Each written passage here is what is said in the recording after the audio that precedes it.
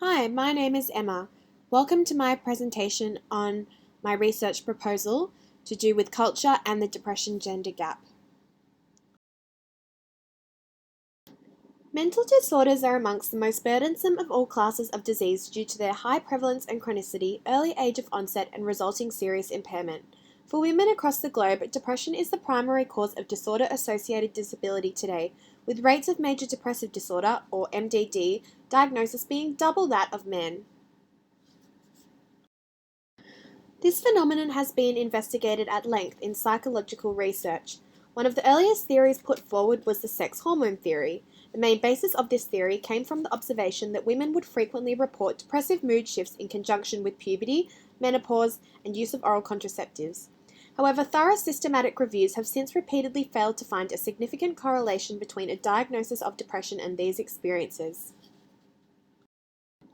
Thus, around the beginning of the 21st century, researchers turned towards examining the role of different cultures and their constructions of gender, specifically masculine and feminine gender roles.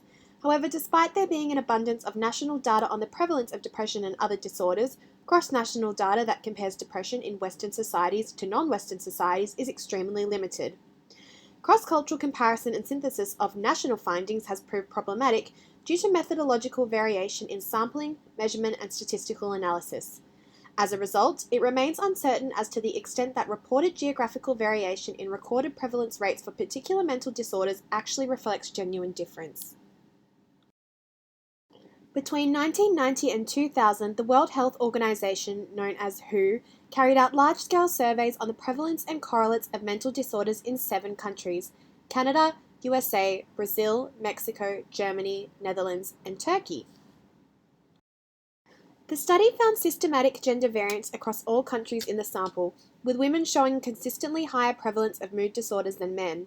However, the overall prevalence of mental disorders was significantly lower in Turkey and Mexico than the other countries examined in the study, which likely indicates some level of cultural influence. Furthermore, there was a consistent pattern of lower prevalence rates of mental disorders in rural compared to urbanized areas, which again might suggest a link between mental health and the societal influences of a modern urban lifestyle. However, there are a number of methodological shortcomings in the WHO surveys which mean that these findings should be interpreted with caution. With regards to sampling, there was a clear lack of inclusion of any Asian countries. And in the report of the prevalence results of these surveys, there is no distinction made between specific mental disorders, with it referring to clusters of them, such as mood disorders, or in some instances just mental disorders as a whole, making it impossible to draw definitive conclusions regarding MDD specifically. Furthermore, the use of the CIDI diagnostic tool in measurement and the DSM in interpretation is seriously questionable in non-Western settings. What we are able to draw from the available literature is that the depression gender gap does appear to be a cross-cultural phenomenon. However, the available cross-cultural data is very limited, and the inherent methodological shortcomings involved in such large-scale research, particularly those associated with diagnostic tools, make it difficult to interpret findings precisely. Therefore, whilst broad geographical trends provide a good overview of prevalence patterns, there is a lack of in-depth understanding of the complex interaction of culture, gender, and depression that is unable to be captured by large-scale quantitative methods. Yet the scope of qualitative research on this subject is narrow. Qualitative research is overwhelmingly focused on women with depression in predominantly Western settings.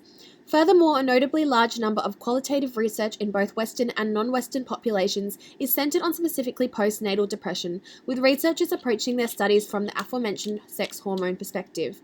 To this end, there are very few qualitative studies on depression in rural, non-Western populations, and virtually none were found that were focused on women's experiences of depression in rural, non-Western populations.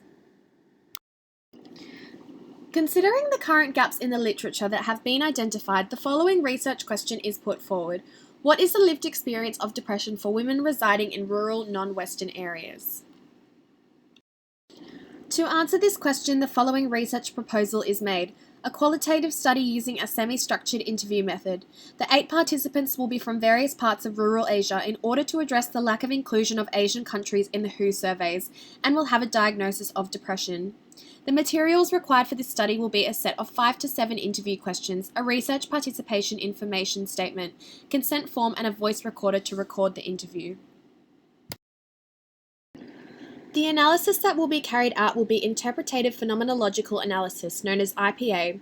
As with most qualitative research, it will be inductive, drawing themes from the transcript. Whether or not themes around gender roles come up in the interview will go towards filling the gaps in the research. However, this will not factor into the interview schedule.